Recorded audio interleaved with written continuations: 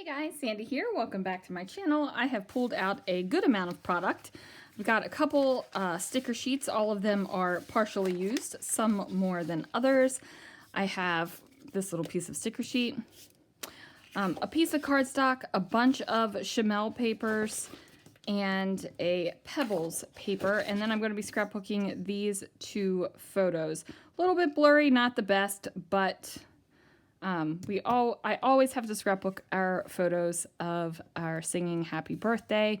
If you were at retreat, you know how we sing happy birthday. So let's see what I can do. Okay, so I'm going to go ahead and use that striped diagonal paper as my background. I cut the pink cardstock down to 11 inches, and then I went ahead and cut the Wish word paper down to 10 3/4 inches. And what that's going to do is give me that little banner of pink between the striped paper and the Wish paper. I really felt like it needed that break between the two patterns so that they were distinct. It felt kind of cluttered without it. So I'm going to go ahead and use the dotted paper to map my photos.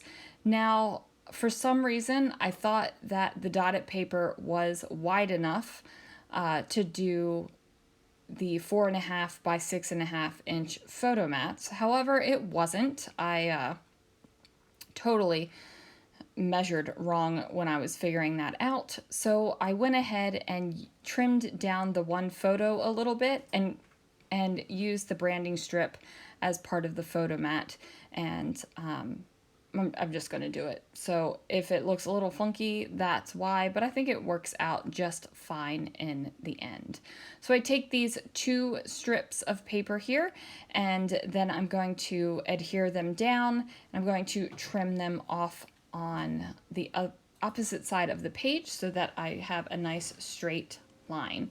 Now what this is going to do is allow me to put my photos together over top of each other, and I mess around with this for a little while because I'm not sure if I want the photo to be inside of that striped paper or I want it to hang over it. Ultimately, I decide to make it inside the striped paper. Now, while I am working on this layout, the entire time I'm thinking that my title is going to be One Wild Song, and that is because of the way we sing Happy Birthday, and it is atrocious, you guys. I cannot even begin to explain how atrocious it is. Now, it was really fun. At retreat, we sang Happy Birthday to Lana, and all of the ladies joined in with the atrocious singing and sang it to Lana, and she was overwhelmed in a really good way. She loved it. Now I'm going to go ahead and use these stickers. So I go ahead and place this Living It Up word phrase across the edge of the photo here, and I went ahead and put this floral down at the bottom where the two photos overlap. Normally that's where I would put like a doily or some tags or a couple of, labels, journaling boxes, that kind of thing, just to kind of bridge that span between the two photos, and ultimately the floral works out. So I've got these banners that say best day ever, and it's a special day because whenever you get sung to like this, believe me, it is a special kind of day. So now I am going to just add in little bits that I think will add to the page. Now, for Christopher's birthday cake this past year, I actually made molten chocolate lava cakes, and they are individual molten chocolate lava cakes. So all of the little cupcake decorations were totally appropriate for this page, instead of decorating with like a traditional birthday cake sticker, which is on some of the sticker sheets. So I'm just mixing and matching the cupcakes. I overlap that one and pop it up on some little foam over top of the florals, and then I've got the little cupcakes up here next to Living It Up.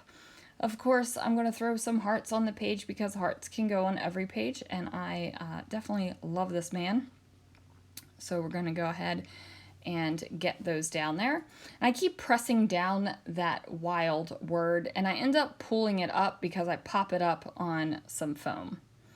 I'm trying to figure out if I want to add any of these triangular banners anywhere, and ultimately I do not. And then that little cupcake over the W, I don't think that makes it back on the page either once I pull up the wild word and pop it up. So I ended up popping it up because instead of finding some letter stickers and having the title be One Wild Song, I used this birthday celebration sticker to just have the title be Wild Birthday Celebration. I do add some little letter stickers in there too, so it says it's a wild birthday celebration. Don't know why. I just felt like I needed a little bit of an extra word and phrase over there, so it didn't look like I was just decorating with words. I wanted it to like be a distinct, hey, yo, this is the title. So I'm using these little round guys, and the printing of the letters isn't exactly perfect, so they look a little wonky, even though they are lined up. But I figure, you know, that adds to the charm, right? And then I keep on using these little round stickers because I've pulled them out of the sticker box, and they've been chilling out on my table for the past couple days. So they're handy, so I'm using them.